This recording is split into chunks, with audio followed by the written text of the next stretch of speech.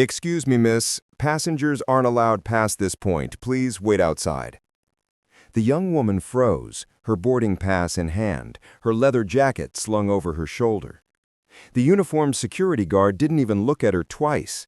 He was already waving past a group of men in suits who strolled through as if the hallway belonged to them.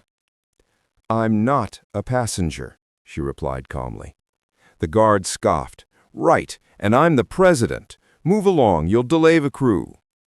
Whispers rippled through the waiting area. Some smirked, some frowned. A few pulled out their phones to record the confrontation, expecting entertainment. She stood there silently, letting the tension build, her expression unreadable. From the corner, a tall businessman sneered, "These days, everyone thinks they belong in the cockpit. Let the professionals through, sweetheart." Laughter followed his words. Her jaw tightened, but she didn't raise her voice. Instead, she pulled a sleek black case from her bag and opened it slowly. Inside, polished wings gleamed under the fluorescent lights. Gasps cut through the mockery. "My name is Captain Aisha Rahman," she said, each syllable sharp, deliberate, impossible to ignore. "And unless you want this flight grounded indefinitely, I suggest you step aside." The guard's smirk evaporated. His hands trembled as he tried to stammer an apology, but it was too late.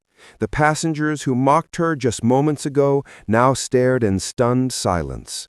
The laughter had died, replaced by the uneasy shuffle of shame. Phones kept recording, but now the story unfolding wasn't the one anyone expected. A hush fell over the terminal as the intercom crackled. "Attention, crew of Flight 782, report to Gate 12. Captain Rahman, your aircraft is ready for departure." She snapped her case shut and brushed past the stunned guard without another word. The businessman who mocked her tried to shrink into his seat, but her steady gaze caught him. For a brief moment, he saw himself reflected in her eyes, not as the important man he thought he was, but just another face in the crowd. With confident strides, she walked toward the jet bridge, the sea of passengers parting around her like a tide.